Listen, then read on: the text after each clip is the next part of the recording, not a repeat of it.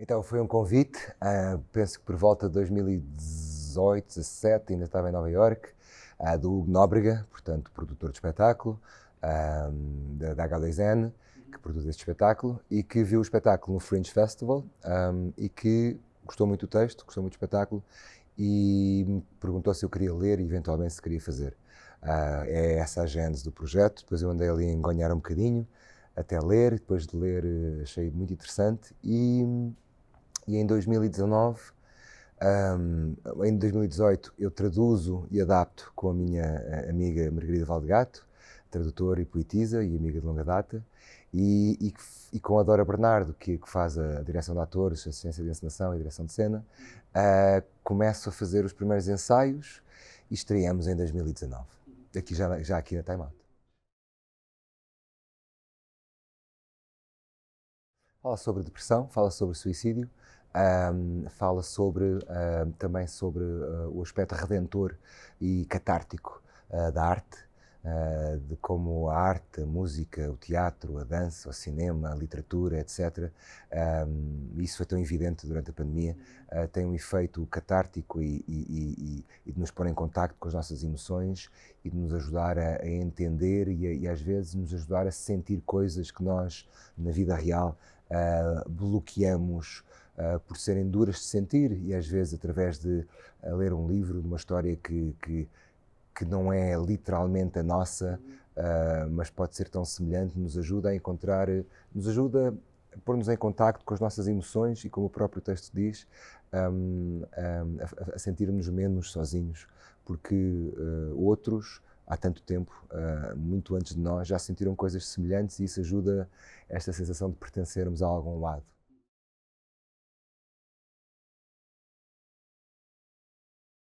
Eu acho que eu no início, por exemplo, a descrição, o resumo do que é este espetáculo, que é a história de um miúdo de 7 anos que começa a escrever uma lista de coisas maravilhosas para tentar convencer a mãe de que há razões para viver, a seguir à sua primeira tentativa de suicídio.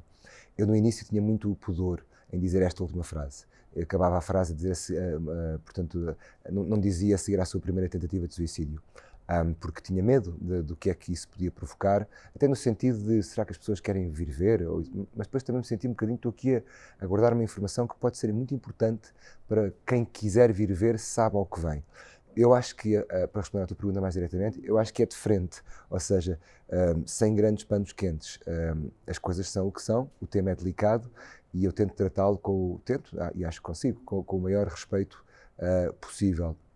Mas também, se há algo que a vida me ensinou, é que é muito importante nós conseguirmos nos rir das coisas mais complicadas, porque só assim é que nós as conseguimos ultrapassar, e é, rirmos dos nossos fantasmas, até eles, não digo desaparecerem, mas pelo menos ficarem junto com os esqueletos no armário, organizados por ordem alfabética ou por cores.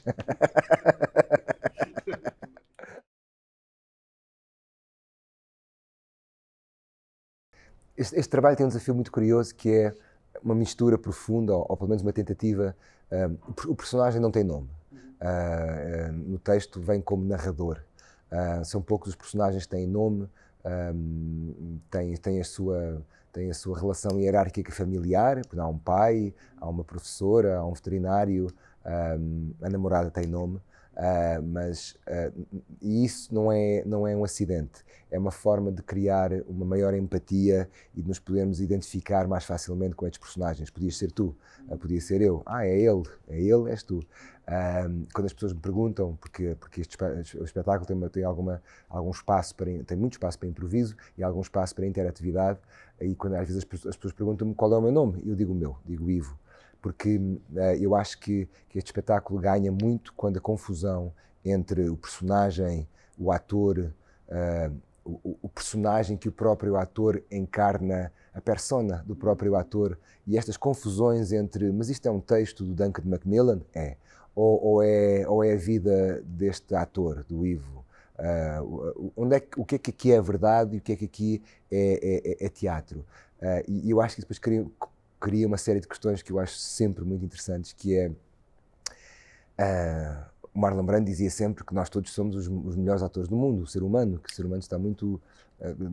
para sobreviver, nós mentimos o que for preciso e acreditamos profundamente nessa mentira e tornamos-la verdade se for necessário, se disso depender a nossa vida. Então eu acho que essa confusão entre o ator, o personagem, aumenta a possibilidade de chegarmos sempre à mesma conclusão, que é nós todos somos este personagem, nós todos, eu sou apenas um veículo a representar-nos a todos e ninguém está isento ou imune a estas situações tão complicadas. Portanto, o que isto provoca é, estamos todos no mesmo barco e isto pode-nos acontecer a nós todos. A vida às vezes provoca-nos grandes surpresas e a questão da saúde mental é que não é um bem adquirido, fechado, que nos é garantido para a vida inteira. Não é. Pode nos escapar. E esse entendimento eu acho que ajuda a trabalharmos no sentido de a proteger e de a defender e de a manter saudável.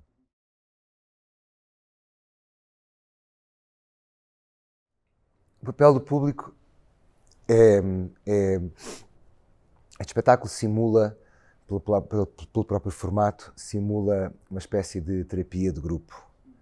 E, na realidade, o papel do público é apenas um espelho para mim, da mesma forma que eu sou um espelho para este público. E o facto de estarmos sentados em arena faz com que esse espelho também também seja refletido entre o próprio público. Nós todos estamos aqui a servir de uma espécie de espelho uns para os outros.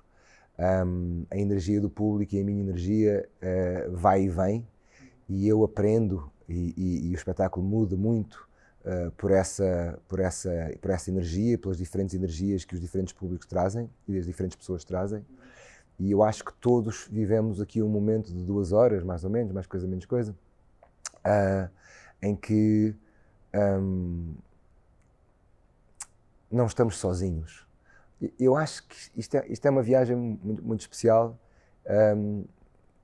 de irmos juntos a um sítio difícil, reconhecermos como esse sítio difícil é-nos próximo de todos e como isso é normal, isso é ok e não há mal nenhum.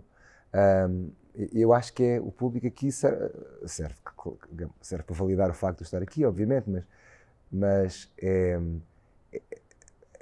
quase como se não houvesse.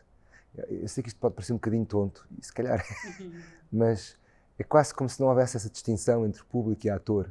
Ou pelo menos eu tento muito isso, que é, estamos aqui todos a conversar. Eu não sei mais, vocês não sabem menos, vocês não estão só a ver, e eu não estou só a fazer. Estamos-nos a ver mutuamente e a fazermos mutuamente uns para os outros.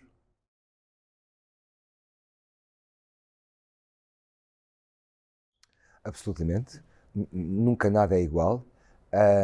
Ontem estava cá a minha colega e amiga Dalila Carmo e estávamos a falar sobre as questões da repetição e sobre como é que é fazer este espetáculo tantas vezes e sobre as nossas dúvidas e até fobias de fazer um espetáculo durante tanto tempo.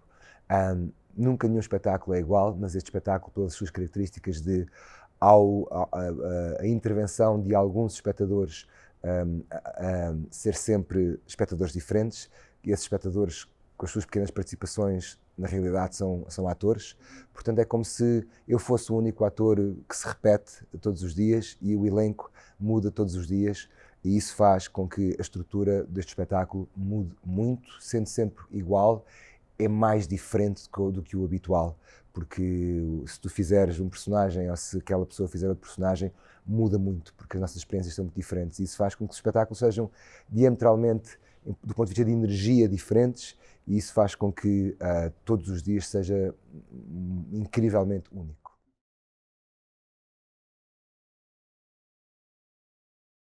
Opa, muito contente, obviamente, é um privilégio, é uma sorte, as pessoas não só terem se interessado sempre, como se terem vindo interessado mais e como agora neste último ano ainda estão mais interessadas do que nunca, é incrível. É um espetáculo que eu acho que também vive deste momento, também cresceu com este momento, como todos nós crescemos durante particularmente estes últimos 2, 3 anos, em que isto que nos aconteceu a todos nos questionou tanto e nos fez e mandou tantos de nós para baixo, retirou muita energia, questionou-nos muito sobre como é que estamos a viver as nossas vidas. E este espetáculo tem crescido e tem aprendido com o que tem acontecido a nós todos. E daí as pessoas continuarem não só a vir, como a virem várias vezes. Porque houve quem tenha vindo em 2019, que tenha voltado durante a pandemia, porque éramos dos poucos espetáculos que continuávamos a fazer e o contacto humano era mais necessário do que nunca, e que tenham voltado depois da pandemia, agora um bocado para celebrar este momento, porque quem ainda está atento e se lembra, ainda há um nada cósmico, estávamos aqui todos fechadinhos em casa com máscaras. Portanto, este espetáculo tem vivido tudo isso e tem sido também um reflexo de tudo o que nos tem acontecido.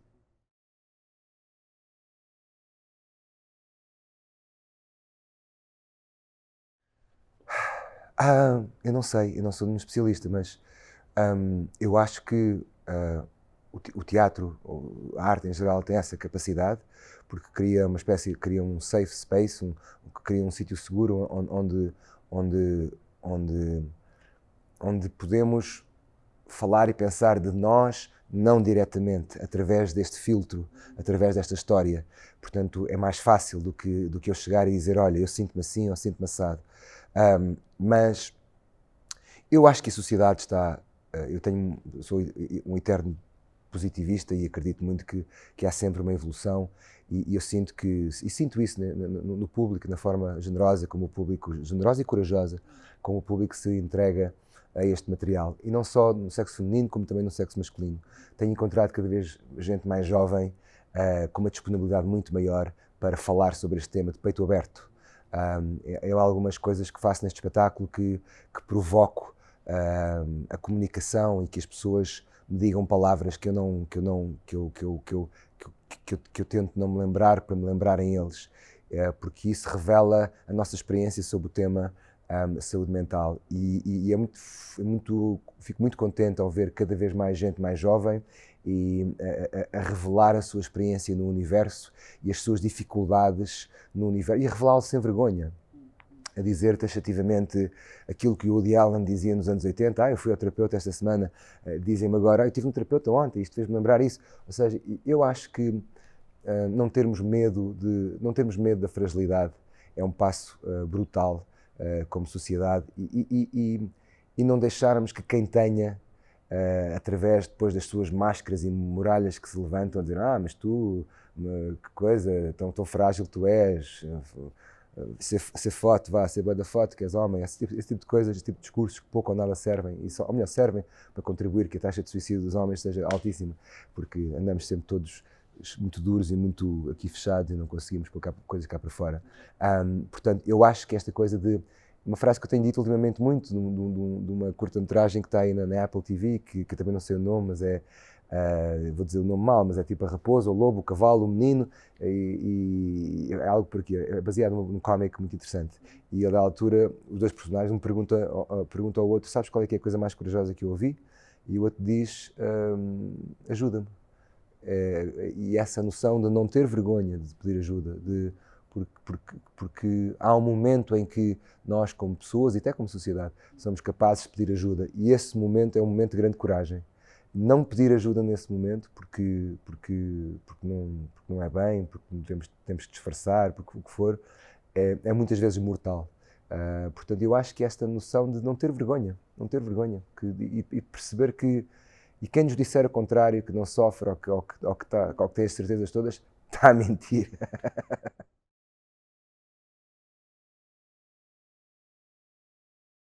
Claro, claro. E isso é muito giro, isso no espetáculo é muito claro. A primeira coisa na lista deste miúdo, o número 1 é gelados.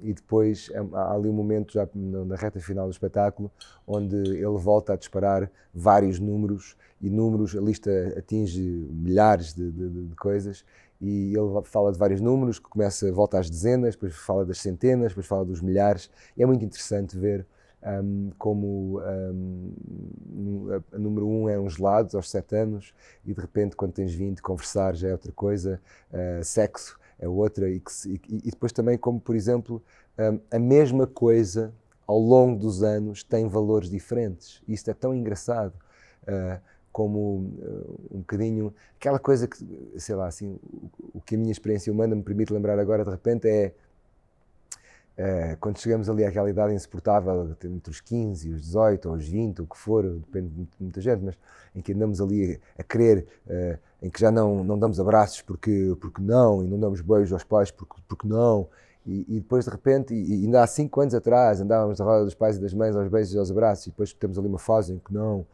e que depois de repente passam-se 20 anos e tens 30 ou tens 40 e não queres fazer outra coisa senão não dar um beijo ou um abraço, depois de repente tens 50 ou 60 e já não tens os teus pais cá e dizes, oh meu Deus, porque é que eu não dei?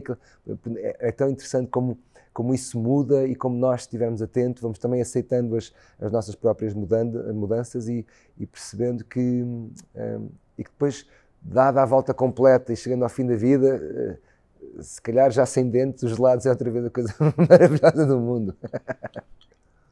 Muito obrigado. Obrigado, meu Pedro.